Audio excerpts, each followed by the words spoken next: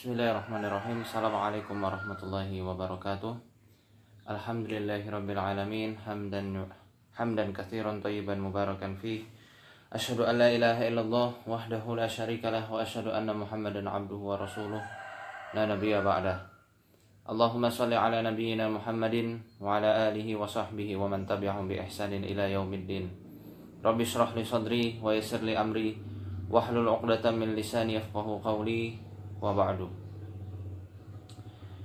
Sahabat-sahabat sekalian, insyaallah pada kesempatan pagi hari ini, sebelum kita membahas masalah pengobatan ruqyah mandiri yang akan kita lakukan setiap Rabu sore, ya, insyaallah sore pada jam 4 sore hari ini, kita nanti akan melanjutkan pembahasan yang kemarin sudah kita bahas.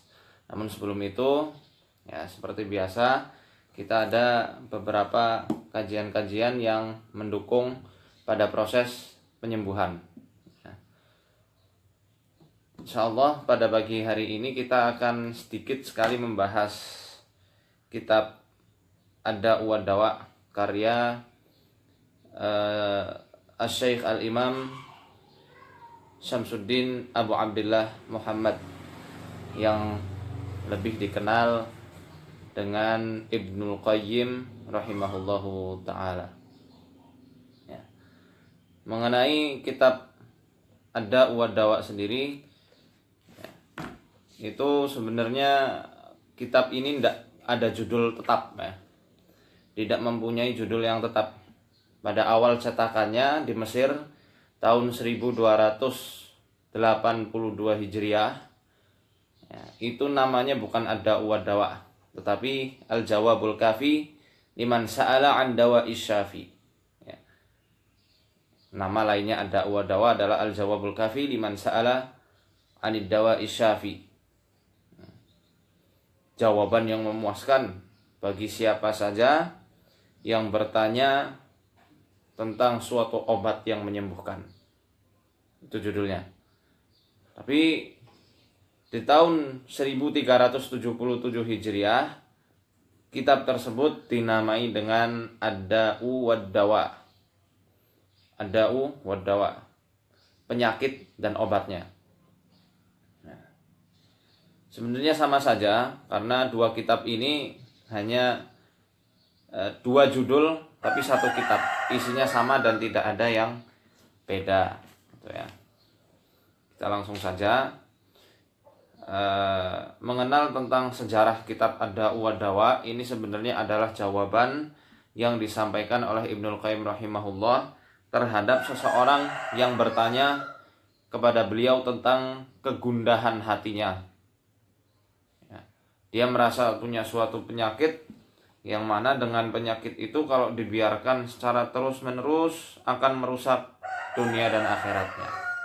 Bismillahirrahmanirrahim wa bihi nasta'in. Su'ila Syekhul Imamul Allamatul Mutqinu Al-Hafizun Naqid Syamsuddin Abu Abdillah. Telah ditanya Asy-Syaikh Al-Imam Al-Allamah. Ini kenapa Ibnul Qayyim disebut dengan kata Al-Allamah? Bedanya Allamah sama alim itu apa? Nah, kalau Allamah itu adalah sighah mubalaghah, yang intinya Ibnul Qayyim itu adalah orang yang benar-benar dalam keilmuannya, multi talent. Beliau tidak hanya menguasai bidang akidah saja, beliau juga tidak hanya menguasai bidang fikih saja, tapi beliau juga paham masalah hadis, paham masalah tafsir, bahkan paham masalah pengobatan, yang insyaallah nanti akan dibahas di sini.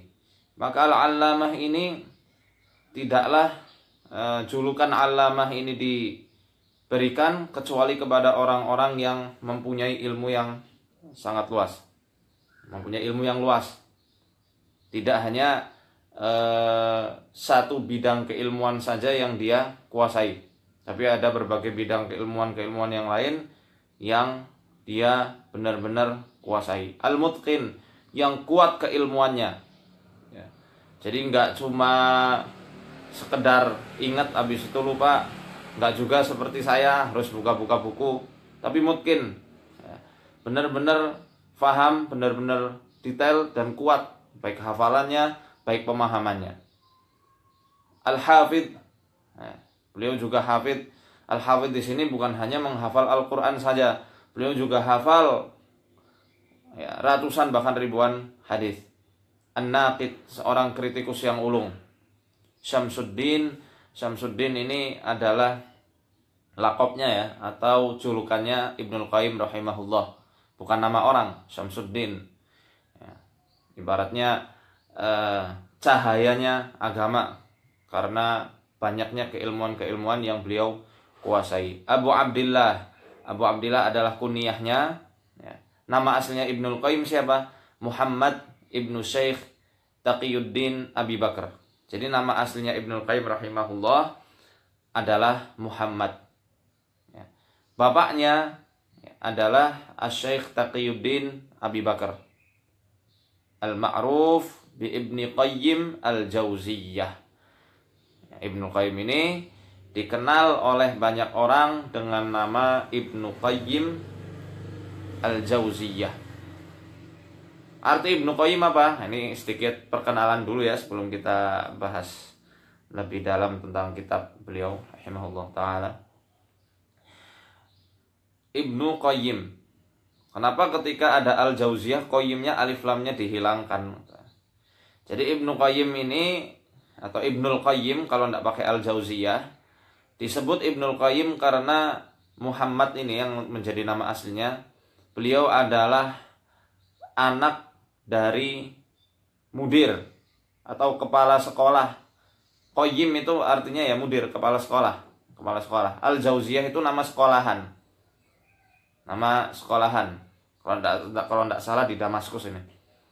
Jadi Ibnu Qayyim Al-Jauziyah itu adalah anak dari kepala sekolah Al-Jauziyah ya.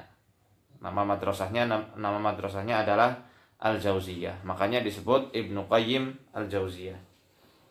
Zadahullahu min fadlih. Semoga Allah Subhanahu wa taala menambahkan keutamaan-keutamaan yang disalurkan melalui diri beliau. Jadi ada orang yang bertanya, ma taqulu sadatul ulama a'immatud-din radhiyallahu anhum ajma'in fi rajulin ubtuliya bi baliyatin wa 'alima annaha in istamarrat bihi afsadat 'alaihi dunyahu wa akhiratahu wa qad ijtahada fi daf'iha 'an nafsihi bi kulli tariqin fama yazdadu illa tawaqqudan wa shiddatan famal haylatu fi daf'iha wa mat tariqu ila kashfiha.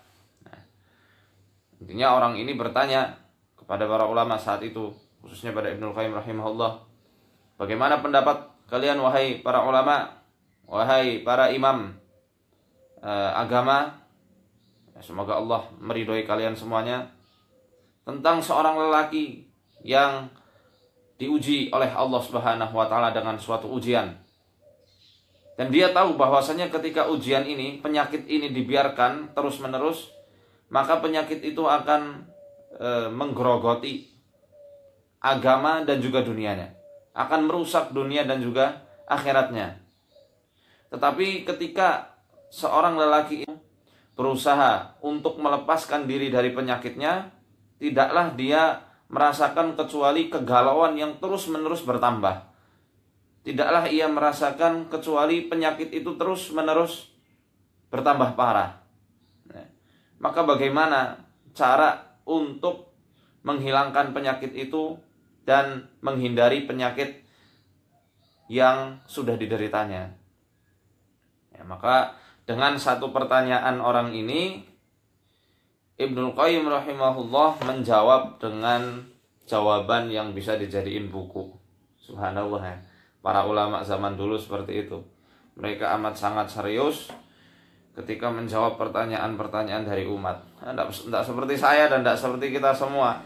Kadang ada yang curhat dijawab sekedarnya. Ya saya sadari karena memang keterbatasan kami dan juga keilmuan kami yang tidak seluas mereka. Tapi kami berusaha sebisa mungkin untuk mencontoh mereka. Ya, maka diadakannya kajian ini salah satunya adalah untuk menjawab beberapa pertanyaan-pertanyaan saudara dan saudari sekalian yang sering bertanya baik melalui komentar, baik melalui inbox, ya, ini gimana, saya sudah melakukan ruqyah, sudah berusaha sholat, sudah berusaha tahajud, sudah berusaha baca Quran, tapi kenapa kok penyakit yang diderita seakan-akan tidak kunjung membaik, tapi malah tambah parah. Nah, ini adalah salah satu jawaban, bukan jawaban dari saya pribadi. Saya tidak berani untuk memberikan fatwa atau jawaban dari ide saya sendiri, karena saya sadar diri, ya. Maka saya bawakan dari ajaran-ajaran para ulama supaya lebih jelas dan lebih detail lagi, dan insya Allah lebih efektif proses pengobatan yang kita lakukan. Tentunya pengobatan dengan Al-Quran dan As-Sunnah, seperti itu. Fakataba Syekh radhiyallahu an, maka Syekh Ibnul Qayyim rahimahullahu taala, beliau menuliskan jawabannya dengan muqaddimah yang amat sangat ringkas. Alhamdulillah, dah gitu aja. Alhamdulillahi amma ba'du. Alhamdulillah amma ba'du. Jadi sangat singkat muqaddimahnya. Nah, seperti saya tadi, muqaddimahnya panjang, ya. Beliau cuma alhamdulillah amma ba'du. Muqaddimahnya singkat dengan memuji Allah, kemudian menjelaskan kunci-kunci supaya orang itu bisa sembuh dari penyakitnya dan terhindar dari penyakit-penyakit yang dia derita. Faqad thabata fi sahih al-Bukhari min hadithi Abi Hurairah radhiyallahu anhu 'anin Nabi sallallahu alaihi wasallam annahu qala. Telah dijelaskan dalam kitab Sahih Al-Bukhari nomor 5354 dari hadis Abi Hurairah radhiyallahu anhu dari Nabi sallallahu alaihi wasallam annahu qal, bahwasanya beliau pernah bersabda, ma anzalallahu da'an illa anzala lahu shifaan. Sekali-kali Allah Subhanahu wa taala tidaklah menurunkan suatu penyakit kecuali Allah akan menyertakan dari penyakit itu kesembuhannya atau obatnya.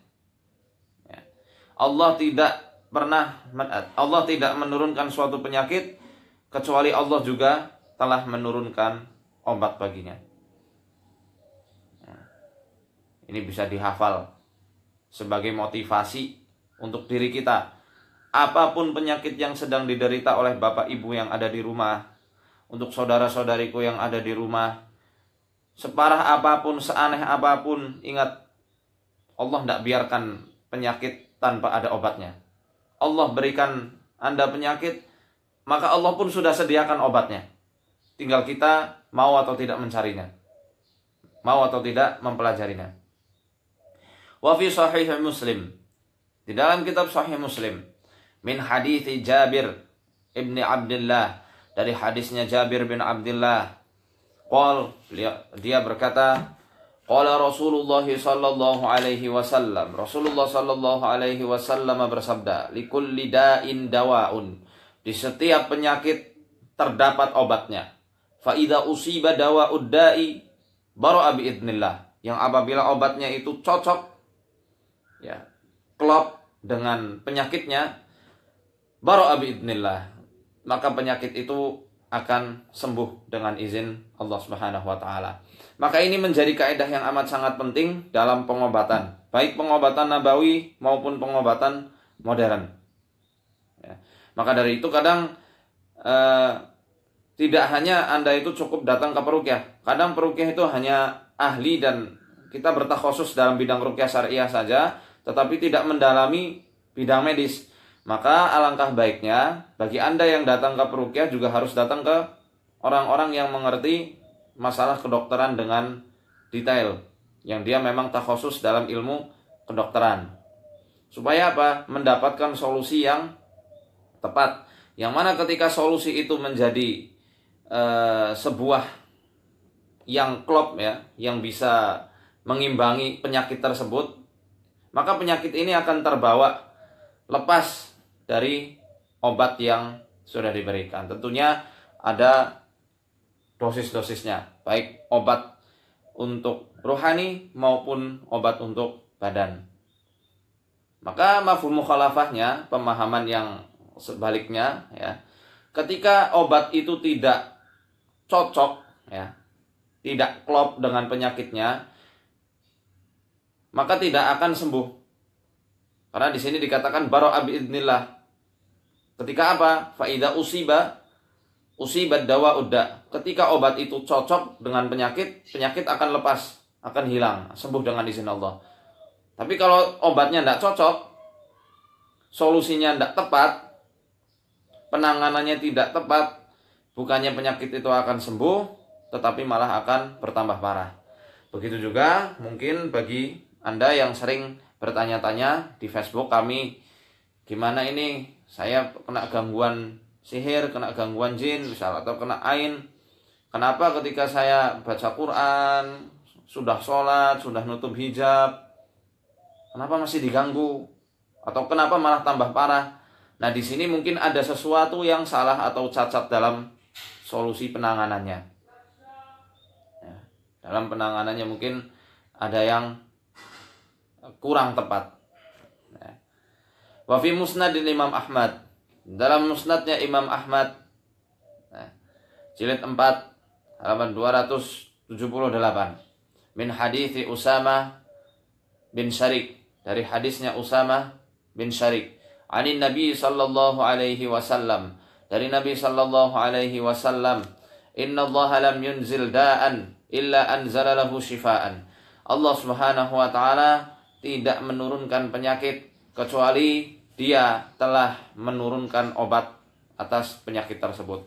Alimahu man alimah, yang mana sebagian orang mengetahuinya, wa jahilahu man jahilah, dan sebagian lain tidak mengetahui obat tersebut.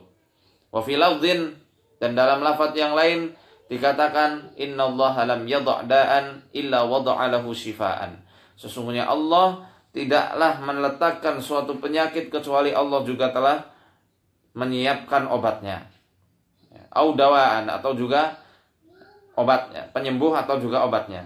Illa da'an wahidan, kecuali satu penyakit yang tidak ada obatnya.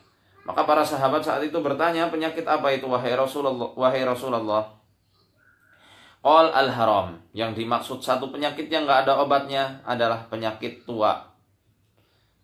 Loh, berarti tua itu penyakit dong.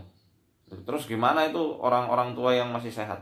Nah, yang dimaksud al-haram di sini bukan tua, nah, tetapi ketuaan. Kenapa ketuaan ini? Karena ketuaan ini adalah gerbang yang banyak sekali penyakit-penyakit yang menuju kepada ketuaan ini. Misal seperti orang yang sudah tua, matanya rabun, sudah, itu memang sudah kodratnya. Orang yang sudah lanjut usia, sudah 90 tahun, mungkin 80 tahun sudah mulai linglung, ya sudah, itu sudah memang kodratnya.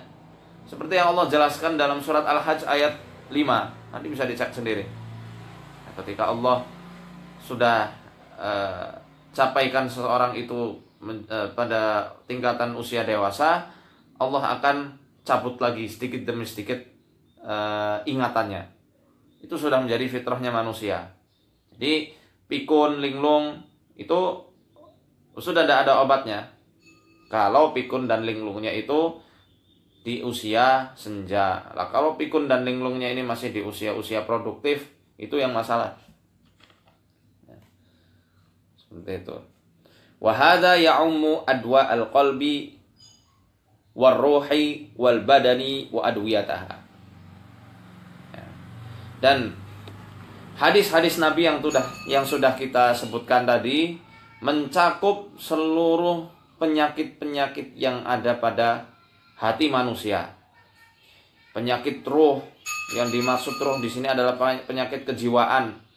Bedanya apa nih hati dengan kejiwaan? Bukannya sama, beda. Yang dimaksud penyakit hati di sini yang sudah dijelaskan oleh Ibnul Qayyim rahimahullah di dalam kitab beliau At-Tibbu An-Nabawiyyu. Nah, kita akan sedikit membahas ya apa yang dimaksud dengan penyakit hati. Beliau menjelaskan pada permulaan kitab At-Tibbu An-Nabawiyyu halaman 7, cetakan Darul Fajri, Mesir. Ya. Al-maradu naw'an. Yang namanya penyakit itu terbagi menjadi dua bagian. Maradul qulubi wa maradul abdan. Persis kan yang tadi sudah disebutkan. Yang pertama adalah penyakit hati, yang kedua adalah penyakit jasad atau penyakit badan. Wa huma madhkurani fil Qur'an. Dan dua penyakit ini telah dijelaskan, telah disebutkan oleh Allah Subhanahu wa taala di dalam Al-Qur'anul Karim. Ya. Wa maradul qulubi naw'an. Dan yang namanya penyakit hati itu ada dua jenis. Maradun subhah wa syak. Penyakit subhat yang disertai keraguan. Wa maradus syahwah wa ghayyin. Dan juga penyakit syahwat yang disertai kesesatan. Jadi yang namanya kesesatan itu selalu menyertai syahwat. Ini Masya Allah, pagi-pagi yang nyetel dangdut. Gimana ya? Maaf ya kalau misal agak terganggu. Wa kilahuma fil Qur'an. Dan keduanya ini telah Allah sebutkan di dalam Al-Quran. Qala ta'ala fi maradis syubhah. Allah Subhanahu wa ta'ala telah menjelaskan tentang penyakit syubhat yang ada pada hati manusia. Fi qulubihim maradun. Di hati mereka terdapat penyakit. Fazadahumullahu marada. Maka Allah Subhanahu wa taala menambah penyakit tersebut. Waliyaqul alladziina fi qulubihim maradu wal kafiruna madza aradallahu bihadza mathala. Supaya orang-orang yang terdapat penyakit di hatinya dan orang-orang yang kafir kepada Allah Subhanahu wa taala mengatakan apa yang Allah kehendaki dengan permisalan ini. Surat Al-Muddatsir ayat 31. Jadi yang dimaksud penyakit hati di sini beda dengan penyakit kejiwaan, misal skizofrenia, bipolar disorder, anxiety ya, hipokondriasis atau yang lain-lainnya. Itu beda. Di kitab Ibnul Qayyim ini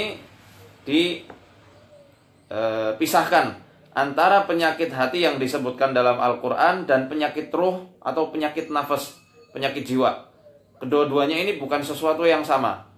Hati lebih cenderung kepada penyakit-penyakit subhat, penyakit syahwat, syahwat yang menimbulkan kepada kesesatan, subhat yang akhirnya menimbulkan keraguan-raguan. Ini yang dimaksud penyakit hati.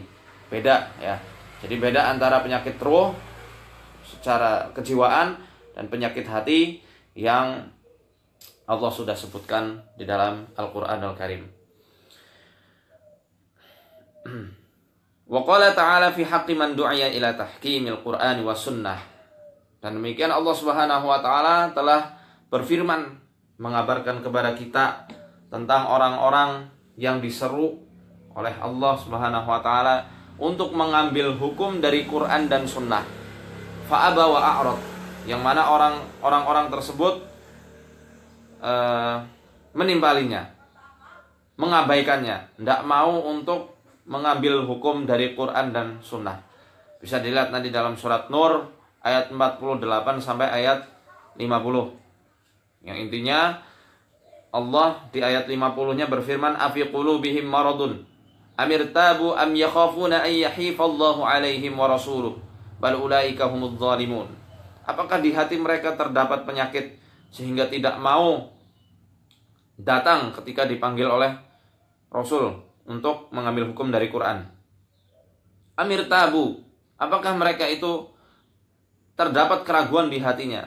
Am yakhafun, ataukah mereka takut di dalam hati? An yahifallahu alaihim wa rasuluh, takut kalau Allah akan menzalimi, Allah dan Rasulnya akan menzalimi mereka.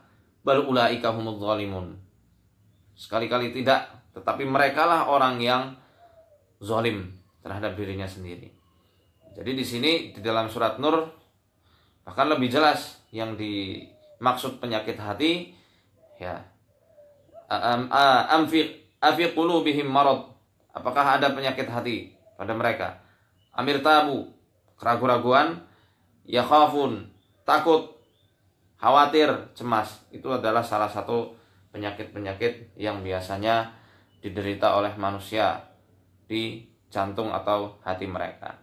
Maka Al-Quran itu adalah obat yang amat sangat baik sunnah, Al-Quran dan As-Sunnah ini adalah dua obat, dua penyembuh yang amat sangat baik untuk menyembuhkan penyakit-penyakit yang ada pada hati. Wa amma maradus syahwat, sedangkan penyakit syahwat yang ada di dalam hati itu juga sudah dijelaskan Allah Subhanahu wa taala dalam Al-Qur'an, surat Al-Ahzab ayat 32. Ya nisa'an nabi lastunna ka ahadim minan nisa, wahai istri-istri Nabi, istrinya Rasulullah SAW maksudnya, kalian itu tidak seperti wanita-wanita pada umumnya.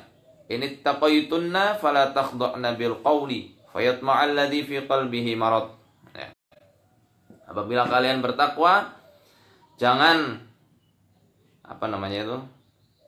ucapannya dibuat-buat sehingga orang-orang yang terdapat penyakit di dalam hatinya, penyakit syahwat di dalam hatinya merasa kesenangan.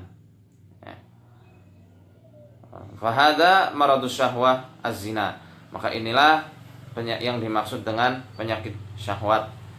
Ini zina. Wallahu a'lam. Adapun penyakit ruh yang dijelaskan dalam kitab ini, ya itu sudah ma'ruf. Mungkin di antara pemirsa ada yang psikolog, ya bisa lebih detail mengetahuinya dalam ilmu psikologi, ya, atau penyakit kejiwaan. Wal badani, penyakit pada badan.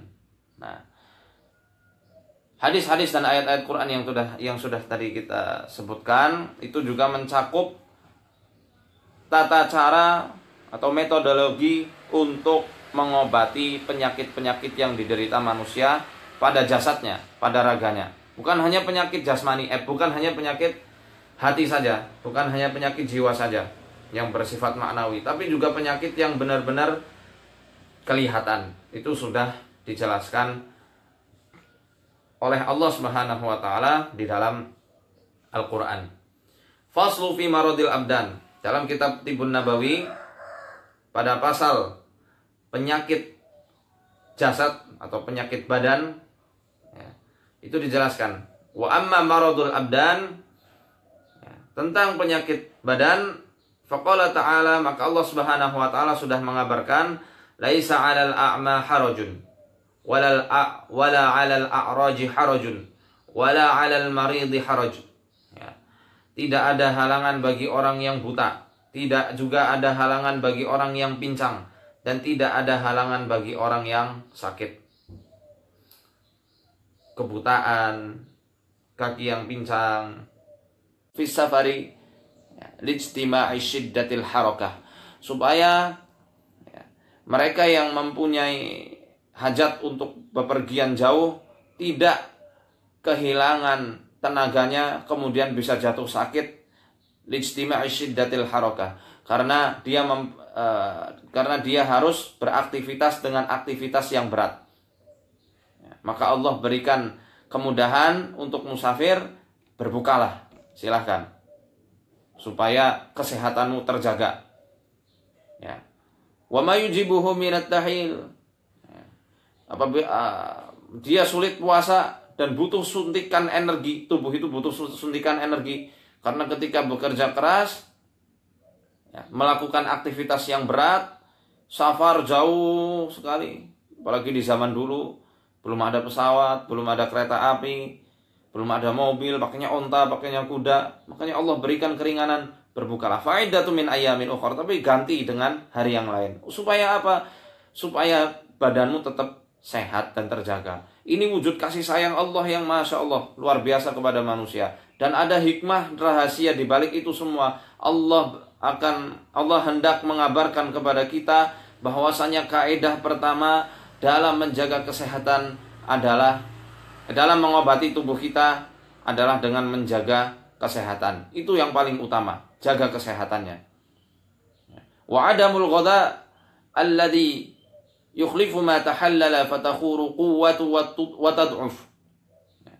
Sementara tubuh ini nggak ada asupan makanan yang masuk, makanya ketika aktivitas berat, ketika sedang sakit, kan butuh tubuh itu perlu terhadap asupan-asupan yang menguatkan tubuh kita. Nah, kalau misal bepergian jauh, melakukan aktivitas berat, dia sakit, tidak dikasih makan, atau Allah tetap wajibkan saja? Allah Maha tahu apa yang terbaik bagi hambanya, maka Allah suruh berbuka. Nah, karena ketika tubuh dalam keadaan kosong, banyak sekali unsur-unsur luar yang berbahaya dan jahat yang mudah masuk ke tubuh manusia. Fa'abaha lil musafiri al-fitra hifdhan li sihhatihi wa quwwatihi amma yud'ifuha. Maka Allah Subhanahu wa taala membolehkan untuk musafir berbuka puasa atau tidak melakukan puasa wajib, hifdhan, supaya menjaga tubuhnya supaya tetap sehat dan tetap kuat ya, dari segala apa yang dapat melemahkan tubuh dan juga kekuatannya. Wa qala fi ayatil hajj, Allah Subhanahu wa taala juga berfirman dalam ayat yang menjelaskan tentang haji. Faman kana minkum maridan aw bihi adam min ra'sihi fa fidyatun min siyamin aw shadaqatin aw nusuk. Ini tentang tahallul ya. Maka barang siapa di antara kalian yang mempunyai suatu penyakit atau gangguan pada kepalanya, fa fidyatun min siyamin aw shadaqatin aw nusuk. Maka dia mengganti dengan membayar fidyah dengan berpuasa 10 hari ya. 3 hari di sana, 7 hari di rumah. Au shadaqah, atau dengan bersedekah, atau dengan menyembelih hewan untuk dikorbankan sebagai ganti karena telah bertahalul sebelum waktunya. Al-Baqarah ayat 196. Fa'abaha lil maridi. Allah Subhanahu wa taala membolehkan khusus untuk orang-orang yang mempunyai penyakit di kepalanya. Waman bihi adam mir ra'sih, atau orang yang mempunyai gangguan pada kepalanya. Min kumalin, orang yang punya kutu ya, kepalanya banyak kutunya. Au hikkah, atau kepalanya gatal-gatal. Au ghairihima, atau penyakit-penyakit lain selain kutuan atau ada penyakit gatal di kepalanya. An yahliqa ra'sahu fil ihram. Dibolehkan oleh Allah Subhanahu wa taala untuk mencukur gundul kepalanya saat sedang ihram. Khusus bagi orang-orang yang punya sakit di Di kepalanya. Istifraghan limadatil abkharatir radi'atil lati aujabat lahul ada fi ra'sihi bihtiqaniha tahta sya'ri. Ya. Mana tadi? Untuk mengeluarkan uap-uap jahat yang mengendap di balik rambutnya. Yang mana ketika uap ini mengendap dan terus dibiarkan mengendap, rambutnya gondrong karena belum boleh cukur saat ihram, ini bisa membahayakan. Makanya Allah berikan keringanan untuk orang yang sakit supaya uap yang ada di kepalanya itu bisa lepas saat digunduli, saat masih ihram. Ini keringanan, ya, keringanan dari Allah. Fa idza halaqa ra'sah, yang apabila orang yang mempunyai penyakit di kepalanya mencukur habis rambutnya ketika ihram, tafattahatil masam, maka pori-pori yang ada di kulit kepala itu akan terbuka. Ya. Pori-pori yang ada di kepala akan terbuka. Fa kharajat tilkal abkharat minha, maka akan keluarlah uap-uap jahat yang mengendap di balik rambutnya. Ya. Fahadal istifraghu yuqasu alaihi kullu istifraghin yu'di inhibasuhu. Maka proses pengeluaran zat jahat ini bisa dianalogikan dengan segala bentuk pengeluaran zat berbahaya yang mendekam di dalam tubuh manusia. Ini contoh kecil uap yang ada di kepala. Ya. Wal asya'ul lati yu'di inhibasuha wa mudafa'atuha asyrah. Dan hal-hal atau sesuatu yang ada di tubuh manusia yang dapat membahayakan tubuh manusia ketika dia terus mengendap, terus mendekam di tubuh manusia, itu ada 10 jenis. Yang mana 10 jenis ini seenggaknya enggak boleh ditahan dan harus dikeluarkan. Apa saja itu? Addamu idza haja. darah, ketika darah itu bergejolak, maka disunnahkan untuk kita berbekam setiap bulannya. Ya. Wal maniyu idza tabayyagha. Mani ketika sudah overtime gitu ya. Itu harus diobati. Dikeluarkan dengan cara apa? Menikah, gitu ya. Diobati dengan cara nikah. Mana tadi? Wal baul, pipis, air seni itu jangan ditahan-tahan.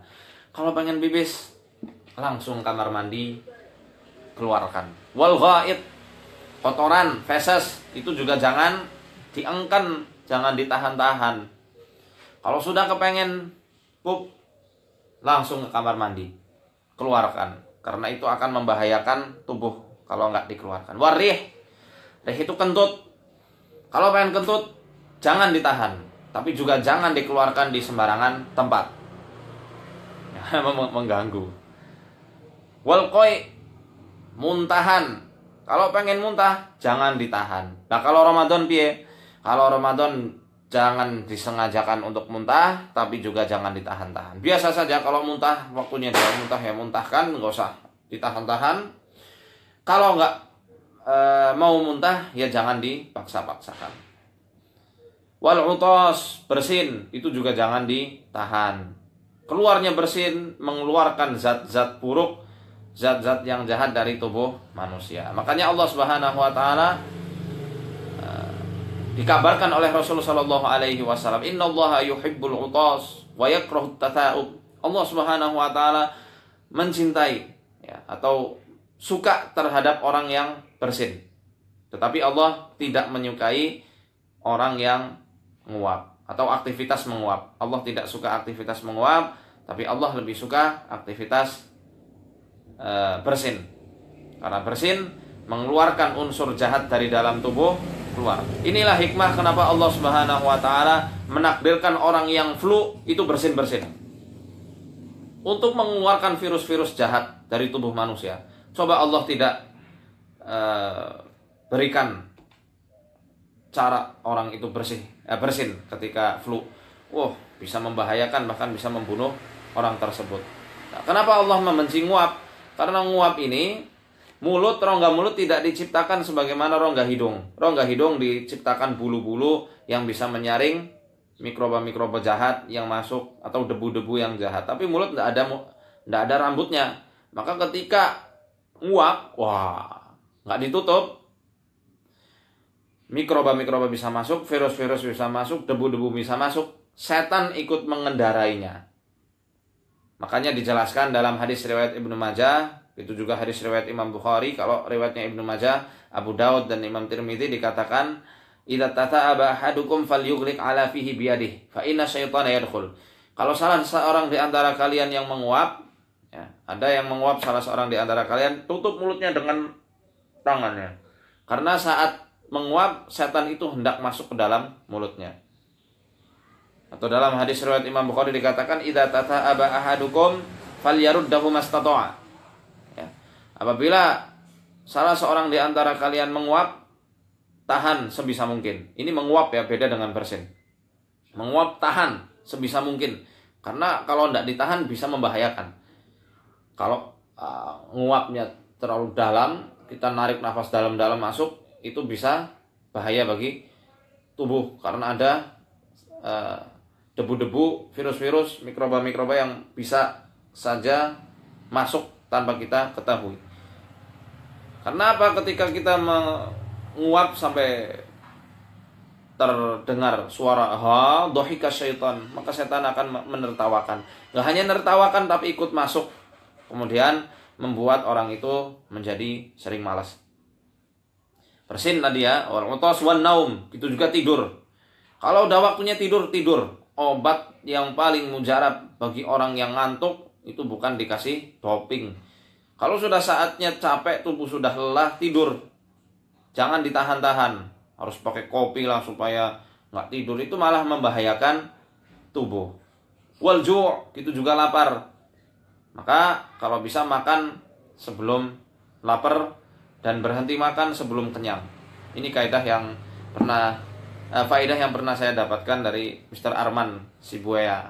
Ya, Masya Allah. Semoga Allah memberikan keutamaan dari ilmu-ilmu yang telah beliau sampaikan. Jadi makan itu sebelum lapar dan berhenti sebelum kenyang. Wal atshu, haus itu juga jangan ditahan-tahan, harus segera diminumkan. Wa kullu wahidin min hadhil ashrah yujibu habsuhu da'u minal adwa'i bihabsi. Setiap yang 10 ini itu akan menimbulkan penyakit ketika ditahan-tahan, ketika tidak segera dituntaskan keperluannya. Tidur, kalau tidak segera tidur, ditunda-tunda, begadang, bisa membahayakan.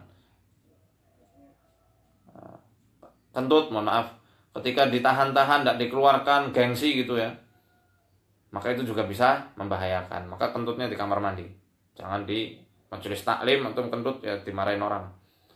Ya, habis itu darah yang sudah bergejolak, pekam. Ya, sudah paham ya?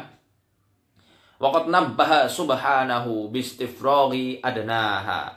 Allah Subhanahu wa taala sudah memperingatkan kepada kita sekalian. Untuk apa? Untuk mengeluarkan zat yang paling kecil. Dalam surat Al-Baqarah tadi tentang ayat haji, tahallul sebelum waktunya. Itu karena ada zat yang membahayakan bagi orang-orang yang mempunyai penyakit di kepalanya. Maka boleh digundul. Gundul sebelum waktunya supaya uap-uap ini lepas. Ini contoh paling kecil Allah contohkan dalam Al-Quranul Karim. Wa huwal bukharul muhtaqinu fir ra'si ala istifraghi ma huwa as'abu minha kama hiya tariqatul Qur'an. Ya. Ini Allah memberikan permisalan itu yang paling rendah dulu supaya orang-orang bisa mikir dan bisa paham. Ini dengan apa? Uap yang mengendap, yang mendekam di bawah pori-pori rambut, kulit kepala kita. Supaya apa? Supaya orang-orang itu bisa paham bahwasanya ketika Allah Subhanahu wa taala memerintahkan, memberikan rukhsah dan memerintahkan mengeluarkan zat yang paling kecil, yang paling sederhana, apalagi dengan zat-zat yang lebih besar, lebih susah, lebih bahaya efeknya. Pasti Allah jauh lebih memerintahkan hal tersebut.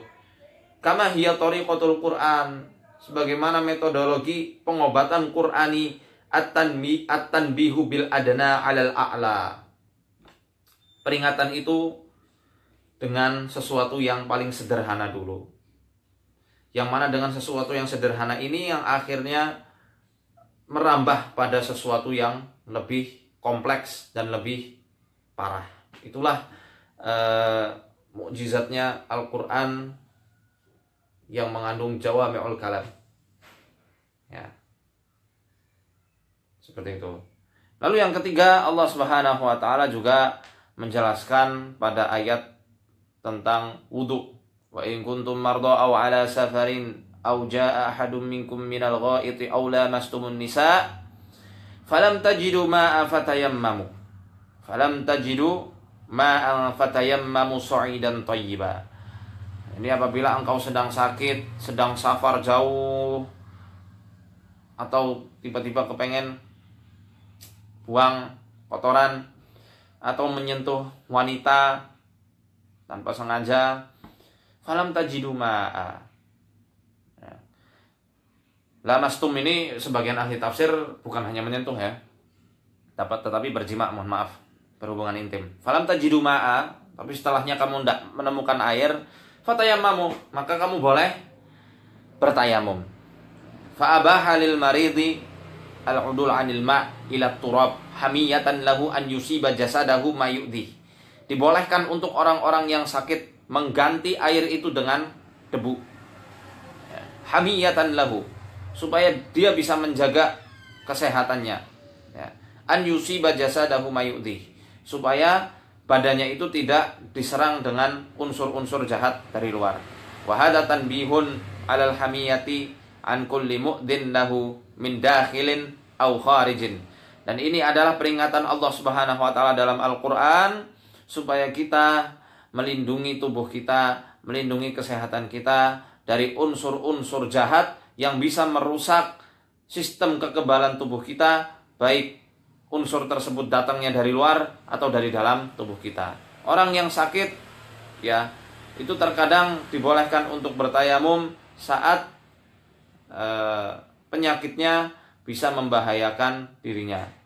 Ya, kalau kita wudhu malah ada unsur dingin yang masuk ke dalam tubuh, sedangkan tubuh itu sifatnya sedang antara dingin dan panasnya tidak seimbang, sedang terlalu dingin, maka ketika dikasih sesuatu yang lebih dingin lagi, itu bisa membahayakan.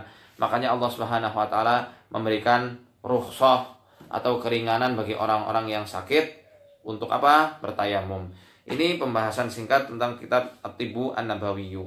Ini bisa Anda simak sendiri langsung di kitab At-Tibbu An-Nabawiyyu, atau ada terjemahannya, saya kurang paham contoh-contoh apa judul kitab terjemahannya apa.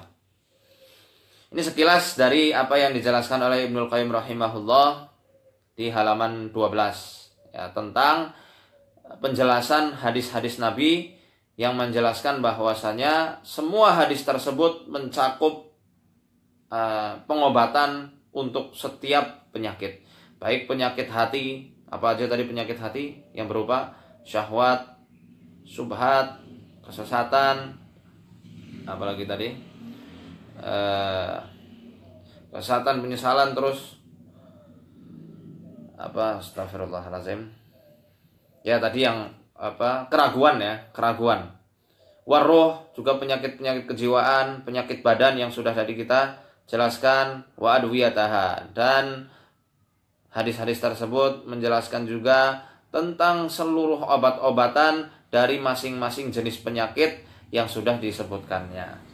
Wa qad ja'ala Nabi sallallahu alaihi wasallam al-jahla da'an. Nabi sallallahu alaihi wasallam telah mensifati bahwasanya penyakit kebodohan itu adalah bahwasanya kebodohan itu adalah termasuk dari penyakit yang harus diobati. Insyaallah pembahasannya akan kita lanjut pada pertemuan selanjutnya. Ya, ini saya mau ada urusan, mau ada acara. Ya, semoga yang sedikit ini bisa bermanfaat. Mohon maaf kalau ada kata-kata yang kurang tepat. Kita selalu memohon kepada Allah Subhanahu wa taala taufiknya, pertolongannya, supaya Allah menolong kita untuk selalu berbuat taat kepadanya, dan agar kita selalu dilindungi dari segala makar-makar jahat musuh-musuhnya. Barakallahu fikum wa faqanallahu wa iyyakum fima yuhibbu wa yardah. Wassalamualaikum warahmatullahi wabarakatuh.